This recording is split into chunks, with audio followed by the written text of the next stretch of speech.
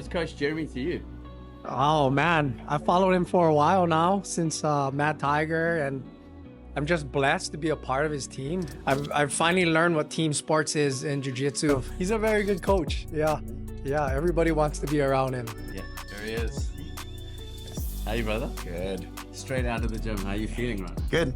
Solid. Conditioning feels good, so. Coach Jeremy, he's fucking one of the toughest guys that I know. And he's probably one of the best on the island.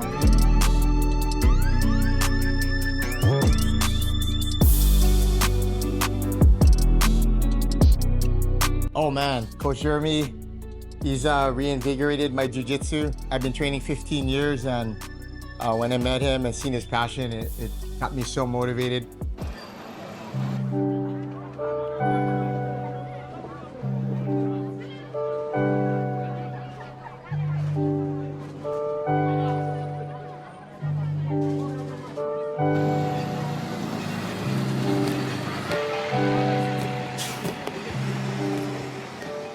Jeremy Nitta.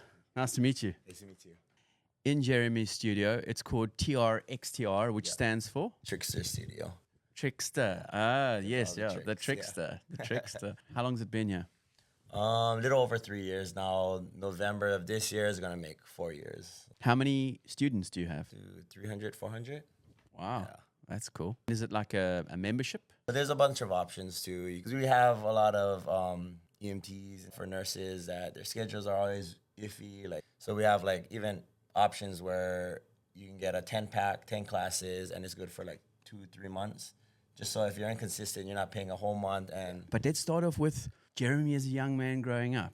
So I kind of grew up, I was born and raised on the island here, Oahu. My dad was Air Force. I guess he was just trying to get into HPD when I was born. And then right when he got into the apartment, we moved out. We bought a house in Waianae on the west side, right across the ocean. So grew up pretty much paradise right there. Just growing up, always chilling at the beach. Normal childhood, just playing in the neighborhood with all my friends. And then a little later, I started getting into skateboarding with a lot of my friends. I don't even remember how.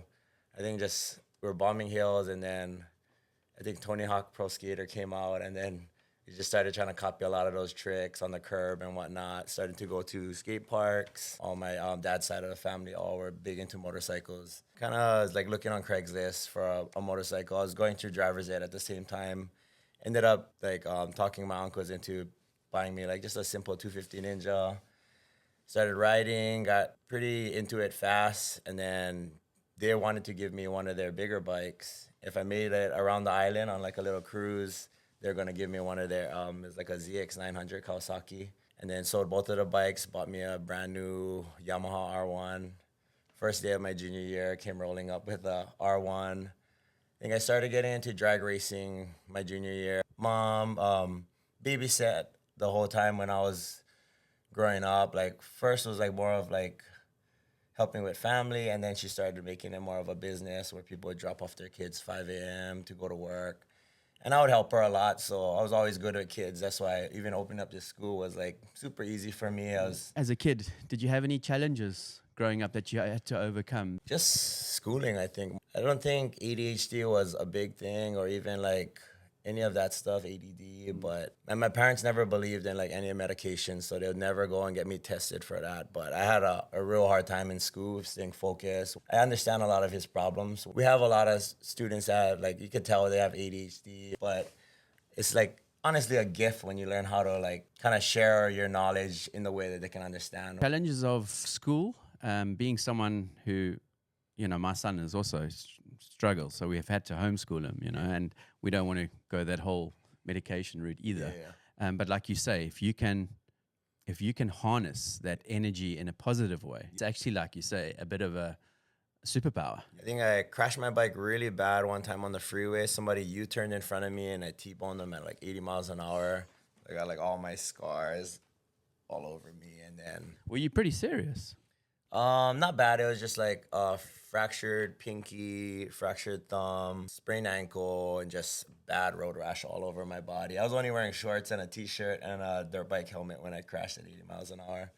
I was able to sign not to take the ambulance pretty much. My both hands were like almost broken, so I just had me like just scribble whatever on the paper saying I didn't want to take it, just because I knew it was like it's like a $700. Well, I see you wearing an information shirt. So is that kind of how you got to link with Junjo and through the motorsport scene? Yeah, it was more through Ryan, one of the owners too with Jun, and then Macy and Ryan started training with me at my old school with Milani, and then because I didn't start to actually surf till I was like 27, and I didn't meet Macy until I was like around in my 30s. Everybody that knows me knows that I just do what I wanna. Like some days I'll just wake up and I'll be like, oh, I want to go skydiving, and I'll just call my friends up, go skydiving, and majority of the organized people get pissed off at the way I am, just because I'm like last minute with a lot of stuff. And did you ever think of like becoming a stuntman?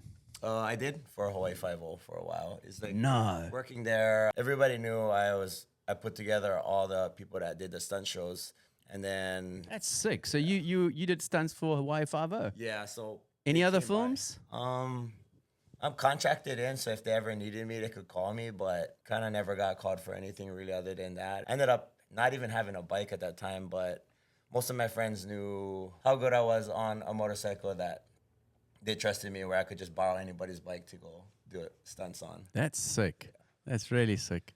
Where do you think your life would be if you hadn't found jiu-jitsu? Like, what does it mean to you personally?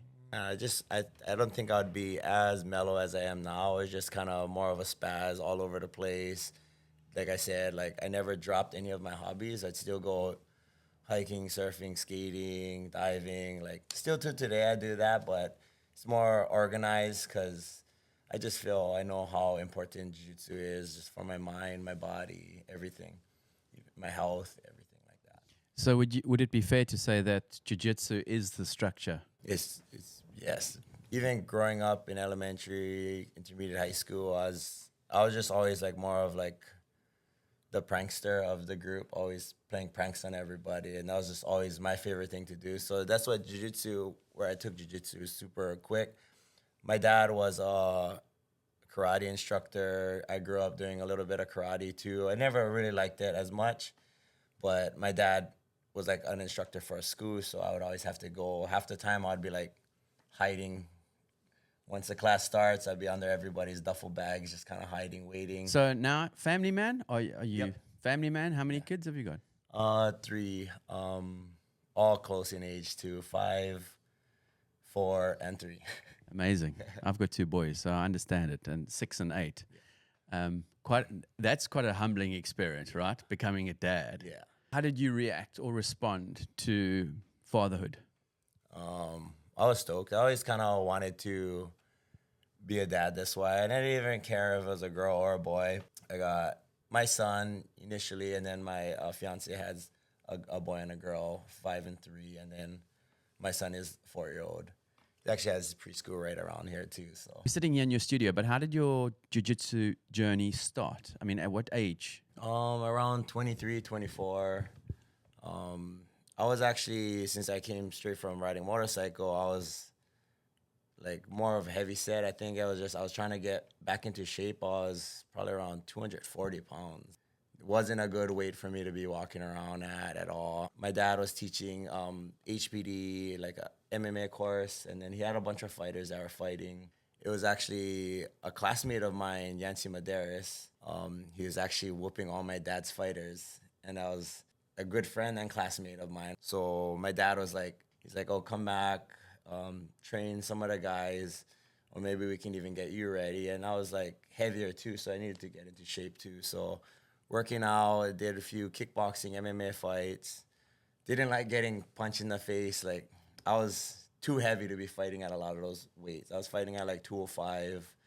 So then I was like, maybe started doing kickboxing, then wanted to go back to the MMA, so I was like, oh, I gotta learn groundwork. So then looking for a jiu-jitsu school, one of the schools, Mad Tiger, and all my friends that I used to ride motorcycles with were training over there, so it was like a comfortable environment already. Everybody was training, like how you saw over here, and like, so he closed all the doors, told everybody, nobody can leave until like everybody's done with their rounds. So only my second class, completely out of shape. You were gonna get sick. Yeah, I was about to like throw up. I was around 210, 205. These guys are probably like 160. Like over here, like looking at Macy, you'd think like, oh, I'm gonna smash this guy. But when you feel how technical these small jiu-jitsu guys are, I was just like, oh, these guys are on steroids. These guys are freakishly strong. I can't do anything to them. They're throwing me around. But it was like, it's an eye opener right there. I was like, I need to figure out what the heck is going on. Came back. So my instructor told me, I was like, hey, there's a tournament coming up. Probably training for 3 months, 2 months. And he was like, just try. Got first in no gi, second in gi. Started training harder. Was able to pick up a sponsor. They were paying for all my tournament entries, which helped a lot. I don't force any of my students to compete, but I know how fast it made me grow. Whether I win or lose, it's just always, I could always fine tune my mistakes. So I was like super blessed to get that sponsorship at just like a low level blue belt. So once I started my jiu-jitsu journey, my birthday is always May 19th and Worlds is at the end of May, but I would never celebrate my birthday because that was one of the things I always wanted to win, a world championship. Training correct, I was chasing all the little tournaments that would build up to the world championship. What does the future look like? I know you don't like to plan things. The school is like overgrown itself already. I've been trying to look for a bigger location. I just wanted a space where everybody could always stay consistent, stay healthy on the mats. I teach conditioning. I used to teach a little bit of striking, but we have a striking coach now. So I did CrossFit before too. I wanted to do, like, everywhere I've traveled, I've been able to drop in at all different schools, and I have an idea. Everybody enjoyed how I built this school as is, like this front area where the kids can play. Wait over here, there's TV playing, like the kids are all getting along. Especially during COVID, like everybody got so separated where when they started being training and like being over here, everybody started getting more social. Created like a family vibe. Yeah. And they can come. I came here in the evening and there were just kids hanging and on their little PS PlayStations or whatever they play on, their Nintendos, and just interacting with each other. Yeah, thank you so much for sitting down and having a chat to me. Appreciate it, brother. Thank you.